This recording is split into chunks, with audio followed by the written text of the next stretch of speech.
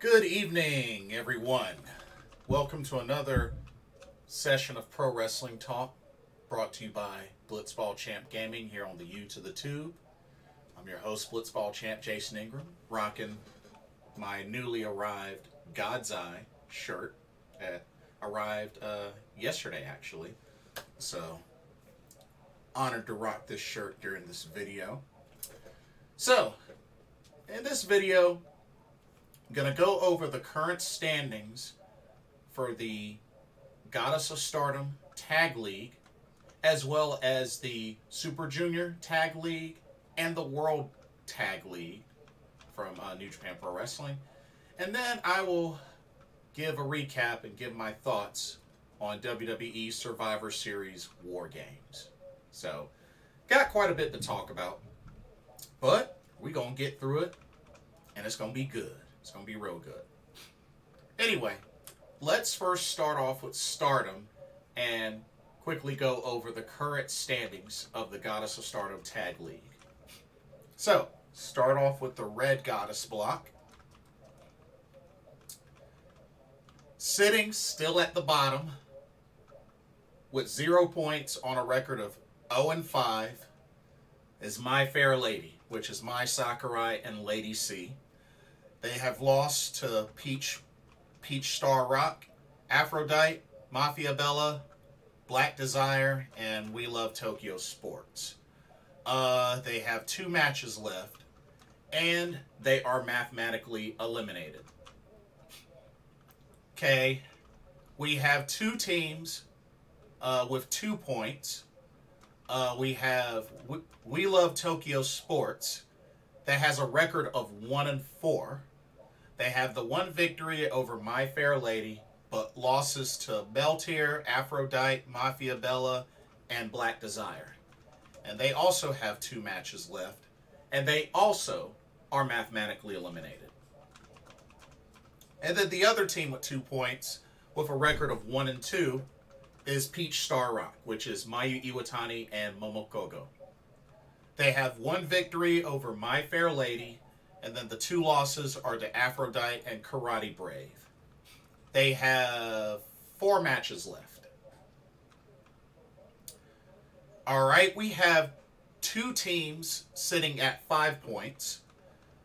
So, first off, we have Black Desire with a record of 2-2 and 1. This is Momo Watanabe and Starlight Kid.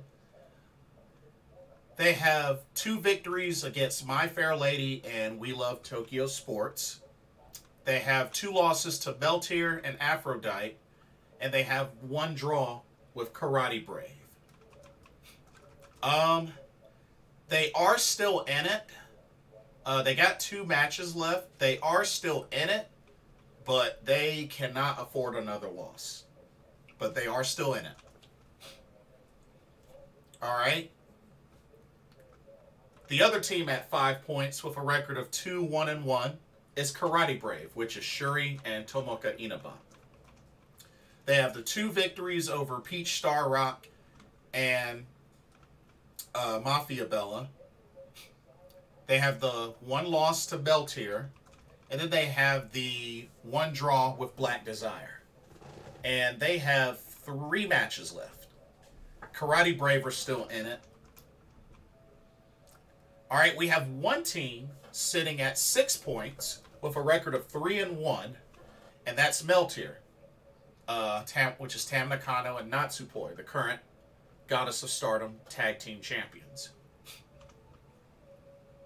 The 3 victories were over Karate Brave, Black Desire, and We Love Tokyo Sports. The 1 loss was to Mafia Bella. And they have 3 matches left. And of course, they're still in it. And then we have 2 teams that are tied at 8 points. Both teams have a record of 4-1. Alright, first off, Mafia Bella, which is Julia and Thekla. They have 4 wins against Meltier, Aphrodite, My Fair Lady, and We Love Tokyo Sports. And they have the 1 loss to Karate Brave. They have 2 matches left. And then we have Aphrodite, which is Saya Kamatani and Utami Hayashishita. Their 4 wins were over Peach Star Rock, My Fair Lady, Black Desire, and We Love Tokyo Sports. The 1 loss was to Mafia Bella. And they have 2 matches left. So currently, Julia and Thekla, Mafia Bella, would technically be in the lead because they own the tiebreaker because they defeated Aphrodite. So they actually own the tiebreaker. But still, both Aphrodite and Mafia Bella are still clearly in this. And I think it's going to come down to the wire. It's going to come down to the wire. But for the Red Goddess block, as of now, We Love Tokyo Sports and My Fair Lady are both mathematically eliminated. So there's no way that they can win. Alright. And then the Blue Goddess block. Alright, we have 3 teams at the bottom with 2 points apiece. We have the 1-5 ranked, or the 1-5 record, Wingori, which is Saya Ida and Hanan. They have the 1 win over Waka Wild, and then losses to Fukuoka Double Crazy, O2 Line, Mai Hime, BMI 2000, and 7 Up. And they're almost done. They have 1 match left. But Wingori are mathematically eliminated. Okay, we have the 1-4 Waka Wild, which is Saki and Waka Tsukiyama. They have the 1 victory over BMI 2000, which once again, that was when they had Mina Shirakawa and not Waka before she got injured. And then losses to Fukuoka Double Crazy, Wingori, the New Eras, and 7 Up. And they have 2 matches left. But Waka Wild are mathematically eliminated. And then we have O2 Line at 1-3, which is Azumi and Miyu Amasaki. They have the 1 victory over Wingori and 3 losses to Fukuoka Double Crazy, Mai Hime, and BMI 2000. They have 3 matches left. They are technically still in it, but they cannot afford another loss.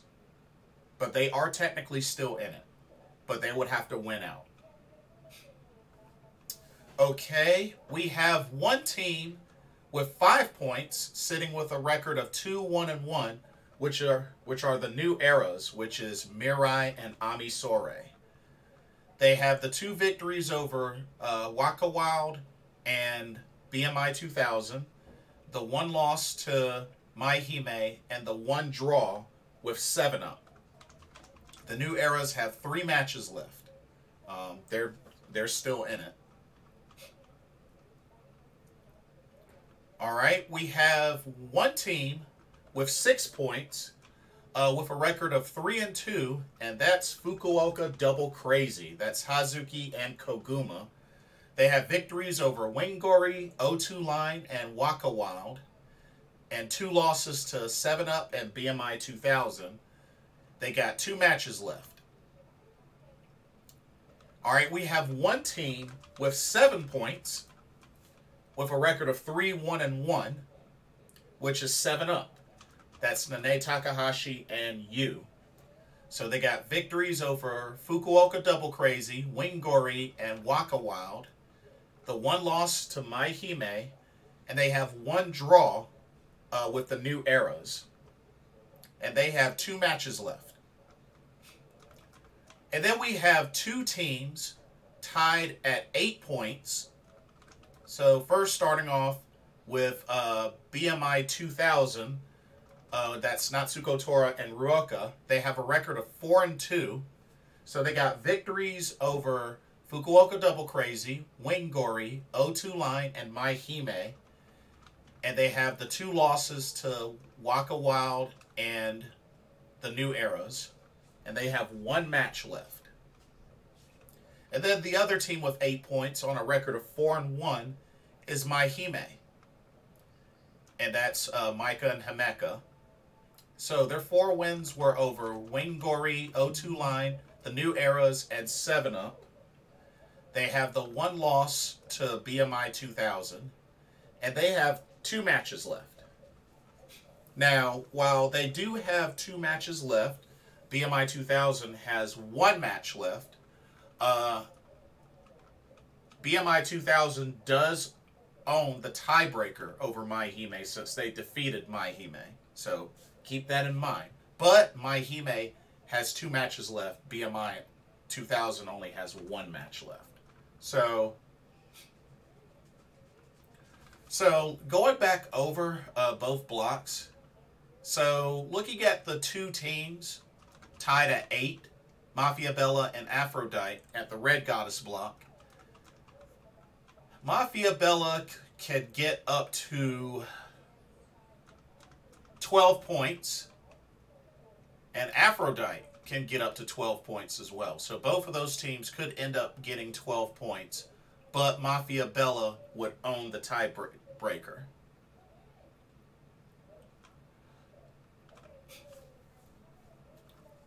Let's see.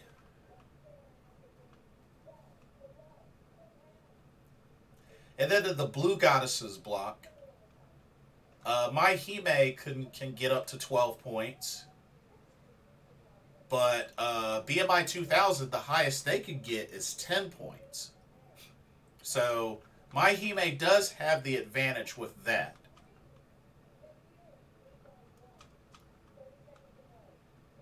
So it's going to be interesting. And then 7-Up. 7-Up can only get as high as 11 points.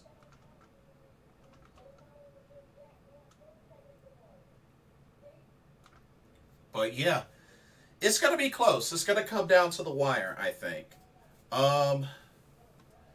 It looks like a lot of these remaining matches, okay, we got some matches coming up on the 27th. Or actually, that's today, so gotta go through those. And then a lot of these other matches will be in December. The rest of these matches will be in December. And then we also got to remember the finals is on December 4th. So that'll be here before you know it. That'll be here before you know it. But it's starting to wind down. But just to recap, the teams that are mathematically eliminated are Blue Goddesses, Waka Wild, and Wingori. And in Red Goddess block is My Fair Lady and We Love Tokyo Sports. So we'll see how things go as it gets closer to the finals. But anyway, let's move on to New Japan Pro Wrestling and let's talk about the current standings of the 2 tournaments there.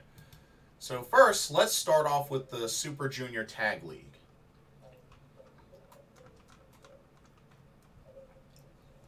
Okay. So sitting at the bottom, we got 2 teams with 0 points, which are Suzuki-gun's Doki and Yoshinobu Kanemaru, and House of Torture's Dick Togo and Sho. So let's start off with Suzuki-gun. They are currently 0-4. They have losses to Taguchi and Clark Connors, Tiger Mask and Robbie Eagles, Yo and Leo Rush, and Chris Bay and Ace Austin. They have 5 matches left. And then Sho and Dick Togo, they are also 0-4 with losses to Kushida and Kevin Knight, Tiger Mask and Robbie Eagles, Alex Zane and El Lindemann, and Ace Austin, Chris Bay. And they also have 5 matches left. So it's not looking too good right now for them. But they still have plenty of matches left. Okay. We have 2 teams tied at 2 points apiece. And that's the teams of Kushida and Kevin Knight, and the team of Ryusuke Taguchi and Clark Connors. Let's start with Kevin Knight and Kushida. They are 1-3. They have a victory over Sho and Dick Togo, but losses to Bushi and Teton, Alex Zane and El Lindemann, and Yo and Lio Rush. And they have 5 matches left. And then Ryusuke Taguchi and Clark Connors, they are also 1-3, with a victory over Yoshinobu Kanemaru and Doki, but losses to Austin and Chris Bay, Bushi and Teton, Lindemann and Zane. And they have 5 matches left. Alright. We have one team with 4 points, and that's Tiger Mask and Robbie Eagles. Let's take a look at them. They are 2-2. They have victories over Yoshinobu Kanemaru and Doki, Sho and Dick Togo, and losses to TJP and Francesco Akira, and Yo and Lio Rush. Let's see. And they also have 5 matches left. Okay. We have 4 teams tied at 6 points, which are TJP and Francesco Akira, Bushi and Teton, Alex Zane and El Lindemann, and Yo and Lio Rush. Let's start with Yo and Lio Rush. They currently have a record of 3-1. They have victories over Kanemaru and Doki, Tiger Mask and Robbie Eagles, and Kushida and Kevin Knight. They have the 1 loss to TJP and Akira. 5 matches left. All right, let's take a look at Alex Zane and El Lindemann. They are also 3-1. They have victories over Taguchi and Clark Connors, Kushida and Kevin Knight, and Sho and Dick Togo. They have the 1 loss to TJP and Francesco Akira. They have 5 matches left. All right. Bushi and Teton, also 3-1. They got victories over Taguchi and Clark Connors, Kushida and Kevin Knight, and TJP and Francesco Akira. And they have the 1 loss to Ace Austin and Chris Bay. 5 matches left. And then we have TJP and Francesco Akira, the current IWGP Junior Heavyweight Tag Team Champs. They are 3-1. They have victories over Tiger Mask and Robbie Eagles, Yo and Lio Rush, and Alex Zane and El Lindemann, and the 1 loss to Bushi and Teton. And they have 5 matches left. And then we have one team currently undefeated with 8 points with a record of 4-0, and that is Bullet Club's Ace Austin and Chris Bay. So let's take a look at them. They are 4-0 with victories over Taguchi and Connors, Bushi and Teton, Doki and Kanemaru, and Sho and Dick Togo. And they have 5 matches left. So right now, Ace Austin, Chris Bay looking really strong in this tournament. Currently undefeated. Got a hot streak. But we have a lot of teams. We've got 4 teams with 6 points with 3-1 records. So anything can change. Anything can change. And then also Tiger Mask, Robbie Eagles. They're 2-2. So there's still plenty of tournament left for these teams. But Yoshinobu Kanemaru and Doki and Sho and Dick Togo, they need to start getting victories or else they're going to be eliminated early. Okay. Let's switch gears to the World Tag League standings. Alrighty. So sitting at the bottom currently, we got 2 teams with 0 points. Both with 0-3 records, which are Alex Coughlin and Gabriel Kidd, as well as House of Torture's Evil and Yujiro Takahashi. So let's take a look at Alex Coughlin and Gabriel Kidd. They are 0-3 with losses to Naito and Sonata, Great-O-Khan and Aaron Hanare, and Shane Haste and Mikey Nichols. They have 6 matches left. And then we got House of Torture, Evil and Yujiro Takahashi. They're 0-3 with losses to Bishamon, which is Goto and Yoshihashi. Shane Haste and Mikey Nichols. For those that don't remember that, they were TM6-1 back in NXT. And Bad Luck Fale and Chase Owens. Those are the losses that they have. And they have 6 matches left. Alright, we have 2 teams tied at 2 points apiece with 1-2 records. We have Bad Luck Fale and Chase Owens and Hiroshi Tanahashi and Toru Yano. Let's look at Yano and Tanahashi. 1-2 with a victory over Bad Luck Fale and Chase Owens, and 2 losses to Minoru Suzuki, Lance Archer, and Aussie Open's Mark Davis, Kyle Fletcher.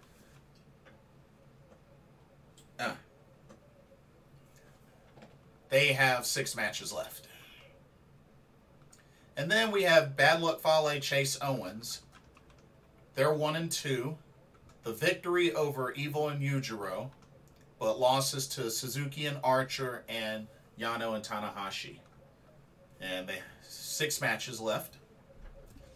And then we have 5 teams sitting at 4 points on 2-1 records. Yeah, they each have 2-1 records. So let's start off with Bishamon, which is Hiroki Goto and Yoshihashi. 2-1 with victories over Naito and Sonata and Evil and Yujiro. And the 1 loss to Aussie Open. They have 6 matches left. Alright. Tetsuya Naito and Sonata, 2-1 with victories over Alex Coughlin, Gabriel Kidd, and the Great-O-Khan and Aaron Hanare, but a loss to Bishamon. They have 6 matches left. Alright, we have United Empires, the Great-O-Khan and Aaron Hanare, 2-1. They have victories over Alex Coughlin and Gabriel Kidd, Mikey Nichols and Shane Haste, but the loss to Naito and Sonata. And they have 6 matches left. Alright.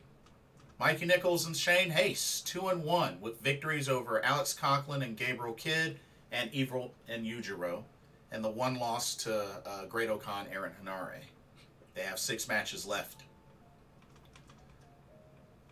And then we have Minoru Suzuki, Lance Archer, with a record of 2-1, with victories over Bad Luck Fale and Chase Owens, and Hiroshi Tanahashi and Toru Yano, but the 1 loss to Aussie Open. They have 6 matches left. And then we have 1 team sitting undefeated with 6 points with a record of 3-0, and that is Aussie Open. Mark Davis, Kyle Fletcher. They got victories over Hiroshi Tanahashi and Yano, Bishamon, and Suzuki and Archer. And they have 6 matches left. Wow, so it's crazy. My 2 picks for both tournaments are in the lead. Yeah, I originally picked Ace Austin and Chris Bay and Aussie Open. Those are my picks to win both tournaments. So right now they're looking good. Both are undefeated in their respective tournaments. So, but we got a lot of teams on here that have 4 points, so they're not far behind. And like I said, there's still tons of tournament matches left.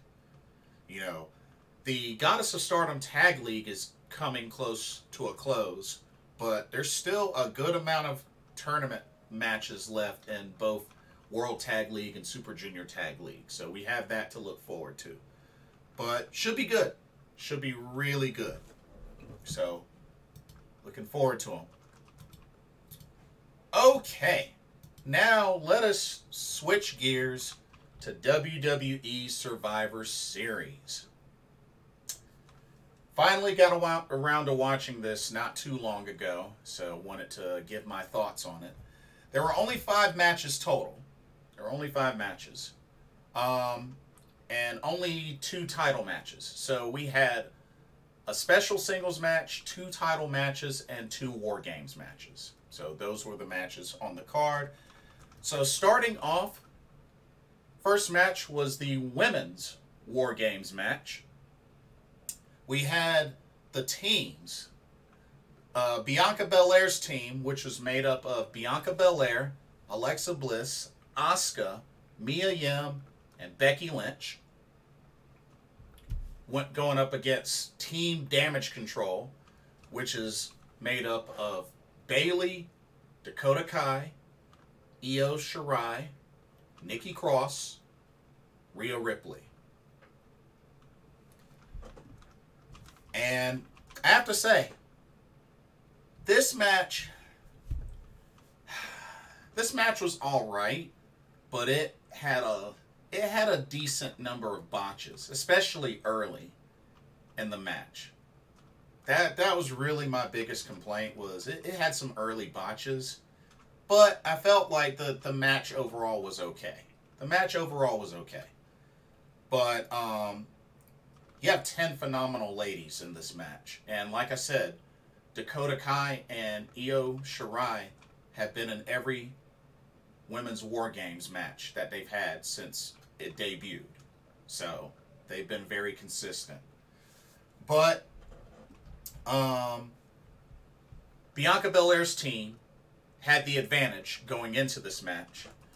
And the first 2 ladies that started off this match were Bianca Belair and Dakota Kai. Or excuse me, I'm sorry. I'm so sorry. Bayley's team had the advantage. Bayley's team had the advantage because Rhea Ripley defeated Asuka to win the advantage. So, first 2 ladies were Bianca Belair, Dakota Kai. And then the order of how things went down. So you had those 2 ladies that started. Then you had Io Shirai. Then you had Asuka. Then you had Nikki Cross. Then you had Alexa Bliss. Then you had Bayley. Then you had Mia Yim. Then Rhea Ripley. And then Becky Lynch was the very last. And then WarGames began. I do think all 10 ladies were showcased really well. I love the Poison Mist spot from Asuka to Rhea Ripley. I thought that was pretty cool. It's really good seeing crazy Nikki Cross again. I really loved seeing that in this match, and I'm glad that gimmick has returned. And I hope it stays that way. But, you know, there were some early botches. Loved the moonsault from Io Shirai off the top of the cage. So I thought that was really cool. When it came down to it, the finish had both Io and Dakota, the tag champs, stacked on a table. Becky Lynch did pretty much a leg drop senton splash onto them through the table. Got the pin 1, 2, 3. And Team Bianca Belair gets the victory. My only issue is the fact that, once again, the women's tag champs eat the pin.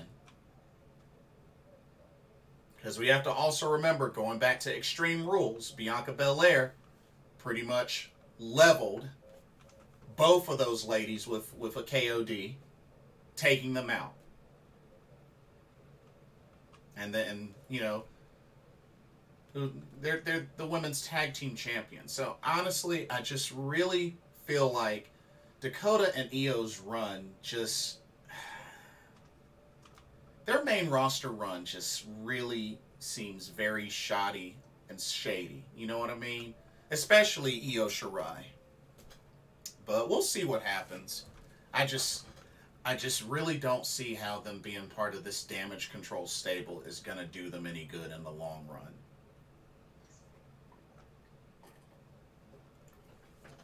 I really don't see it. But I could be wrong. I could be wrong. But we'll see. We'll see what happens. Okay. Next up, we had the special singles match. We had AJ Styles versus Finn Balor. Battle of former Bullet Club leaders. The first and the second. Definitely, this was my favorite match. This was my favorite match of the whole card. Always love when these two square off against each other. We've seen it before in the WWE, so this is nothing new. But it's always good to see these two go at it, and this match didn't disappoint. And of course, you know, there was a lot of involvement between the members of Judgment Day as well as the OC. So, it was expected. It was definitely expected. But it was really good to see both of these guys, you know, back and forth, trying to trade moves and just, you know, hitting their signatures. It was just a great match between both these guys. But at the end of the day, AJ Styles was able to seal the deal with a phenomenal forearm to pick up the 1-2-3. But great match. My favorite match of the card, hands down. So congratulations to AJ Styles picking up a good victory there. Alrighty. Next up, we had the SmackDown Women's Championship on the line as the champion Ronda Rousey defended against Shotzi. Now, while this match was I mean, Shotzi was doing some great stuff in this match. And of course, Ronda Rousey was accompanied by Shayna Baszler. I did feel like, you know, for the most part, I felt like they at least made Shotzi look strong in this match. I mean, the way that she, you know, took out Shayna Baszler. I mean, she was fending for herself pretty well. But, I mean, we all knew that she wasn't going to win. But still, I really felt like Shotzi looked strong in this match. She was able to hold her own. She was able to take out Shayna Baszler. And you know what I mean? She was able to hold her own in this match. So I really felt like Shotzi looked strong in this match. You know, the outcome is what it is. And it wasn't a long match. But I was okay with the fact that they at least made Shotzi look strong. With her being able to hold her own. This wasn't a squash. By no means was this a squash. So, I was happy with that. I was really happy with that.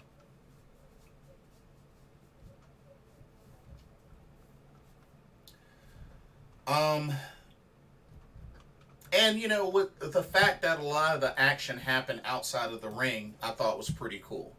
So, Shotzi did well. You know? But there was no way Ronda Rousey was losing that title. So, the right outcome happened. Okay, next up, we had the triple threat for the United States Championship as Seth Rollins defended the title against Bobby Lashley and Austin Theory.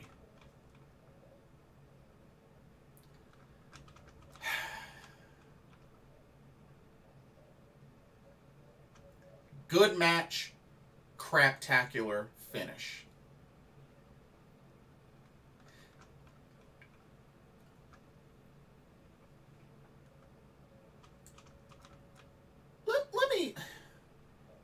Let me get this straight. Let me get this straight. So you have Austin Theory lose the United States Championship.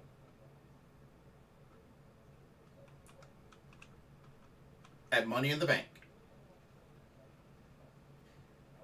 Then you turn around and you randomly insert him into the men's Money in the Bank match. He did nothing to qualify or to even earn the opportunity in the first place. I mean, the heck, he lost the title in the same night. He wins the Money in the Bank briefcase, has a crappy record after winning the Money in the Bank because he lost a bunch of times. He officially does the cash-in, fails the cash-in because Seth Rollins did retain.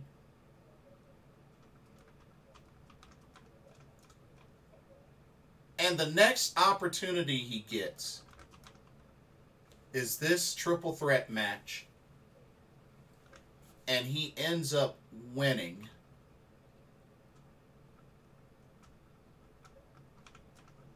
Just by accidentally falling across into a pin.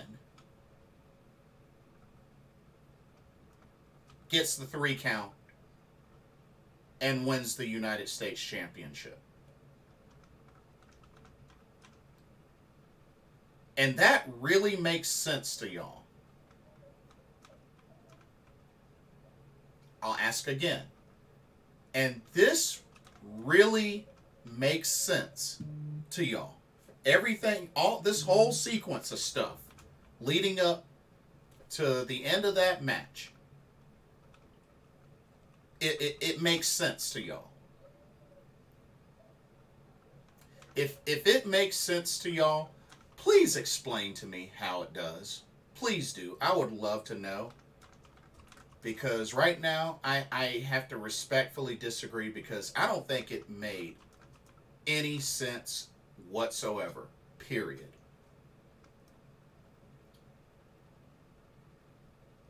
And it adds another reason as to why I hate the concept of Money in the Bank. I hate it. It's a dumb concept.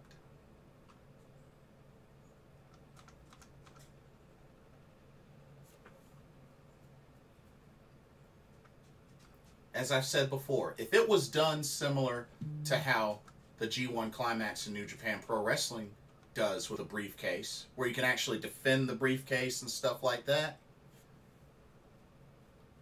you can't just cash it in on somebody in a cheap way, then I would be more for it. It would make more sense. Because y'all have to remember, in the 28 total cash-ins, because you got to remember, it's not 29 due to Asuka, winning the Money in the Bank, but because Becky Lynch was pregnant, she was awarded the title. But in 28 cash-ins between the men and women, at least 20 of them were cheap cash-in attempts. Whereas the person cashing in cashed in either after the match was over or after a vicious beatdown from someone else. What does that tell y'all? What does that tell y'all about the Money in the Bank?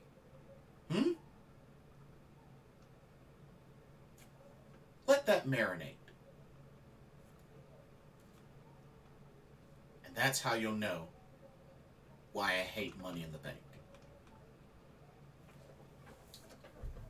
Moving on.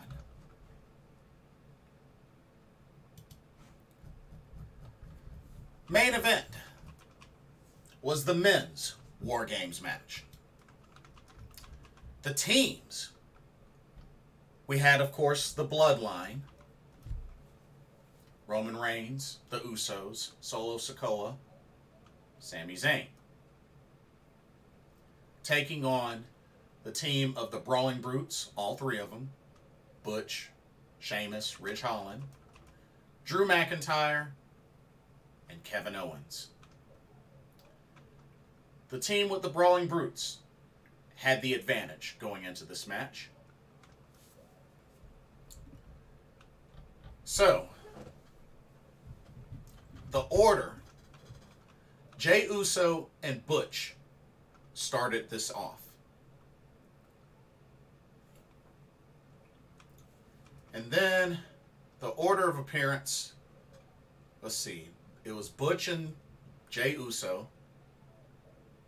Then it was Ridge Holland came in. And then Jimmy Uso came in. And then Drew McIntyre came in. Then Sami Zayn came in. Then Sheamus came in. Then Solo came in. And then Sheamus... No, I'm sorry. Kevin Owens came in. And then, of course, the last one was Roman Reigns. I'm sorry. I got that backwards. It was Kevin Owens, and then Sheamus was the last. Sheamus was the last for the Brawling Brutes. Roman was the last for the Bloodline. Okay, I had to make sure I got that right. I had to make sure I had that right. For the most part, it was a good match. Great storytelling, especially with the interactions between Jey Uso and Sami Zayn. I really liked how they did that. There was a lot of build-up to this match. And Sami Zayn's loyalties constantly put to the test. But tonight, or Survivor Series WarGames, was where Sami Zayn sealed the deal. Now, we got to remember, Kevin Owens and Sami Zayn are best friends. And they've showcased that on camera many, many times.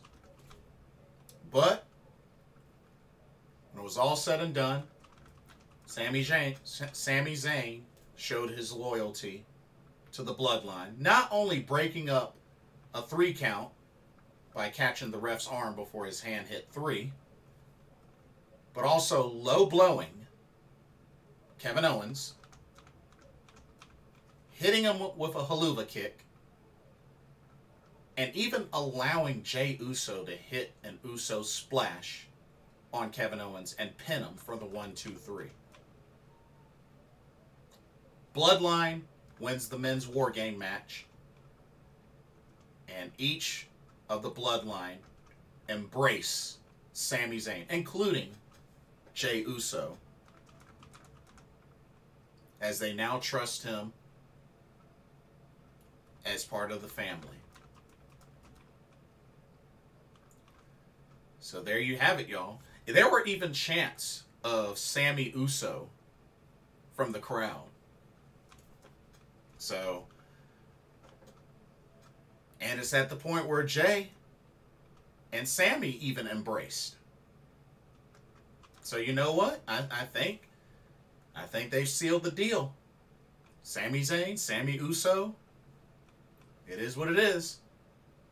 But this was the right move, especially because, like I said, I don't see any sort of thing happening with the Bloodline breaking up not until next year. Not until next year. And I think it's got to start with the Usos losing the tag titles. And then they may still have Roman Reigns lose the Undisputed Championships at WrestleMania. We'll see. But we'll have to see how the Royal Rumble pans out as well.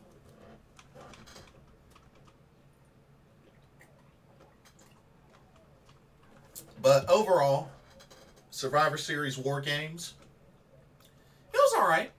It was alright. Like I said, hated the finish of the Triple Threat U.S. Championship match. Makes absolutely no sense to me. But minus that, I thought Survivor Series WarGames was alright. I thought it was alright.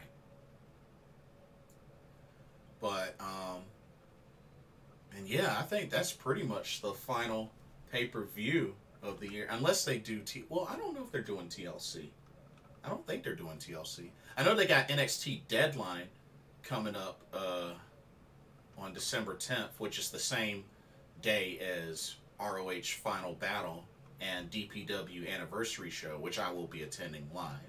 So, man, there's going to be so much stuff to watch over the holiday. Man, it's crazy. But it'd be like that sometimes. But anyway, let me know what y'all's thoughts are. What did y'all think about Survivor Series WarGames? Did you enjoy it? Let me know what your thoughts are. Who are your picks to win the Goddess of Stardom Tag League, World Tag League, and Super Junior Tag League? Who are y'all's picks? But anyway, that'll be all for this video, this pro wrestling talk. Don't forget to like, comment, subscribe, hit that notification bell while you're at it. Thank you so much for watching. For another pro wrestling talk, brought to you by Blitzball Champ Gaming here on the U to the Tube. I'm your host, Blitzball Champ Jason Ingram. Hope everybody has a blessed day to kick off the week, and I will see y'all in the next video. Peace out.